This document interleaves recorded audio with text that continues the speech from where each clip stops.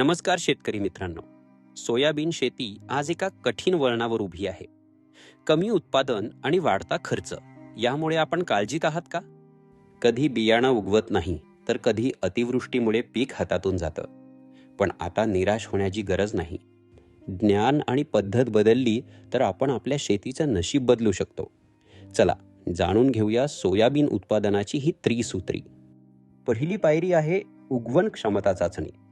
अनेकदा आपण बियाणं पेरतो पण ते उगवतच नाही. पेरणीपूर्वी आपल्याकडे असलेल्या बियाण्याची गुणवत्ता तपासणं अतिशय गरजेचं आहे. एका ओल्या गोणपाटात किंवा सुती कापडात 100 दाणे रांगेत ठेवा आणि ते गुंडाळून ओलावा टिकवून ठेवा. 4 ते 5 दिवसांनंतर कापड उघडून पहा. किती बियाणे अंकुरले आहेत ते मोजा.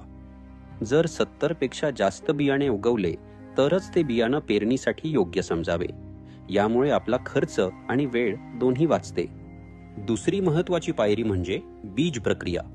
बियाण्याला सुरुवातीलाच सुरक्षा कवच देणं आवश्यक आहे. सर्वात आधी बुरशीनाशकाची प्रक्रिया करा, जेणेकरून जमिनीत असलेल्या बुरशीपासून बियाण्याचं संरक्षण होईल. त्यानंतर रायझोबियम आणि पीएसबी सारखी जैविक खतं लावा. ही खतं हवेतील नायट्रोजन शोषण्यास मदत करतात. बीज प्रक्रियेमुळे पिकाची मुळं मजबूत होतात आणि रोगप्रतिकारक शक्ती वाढते. हेच आहे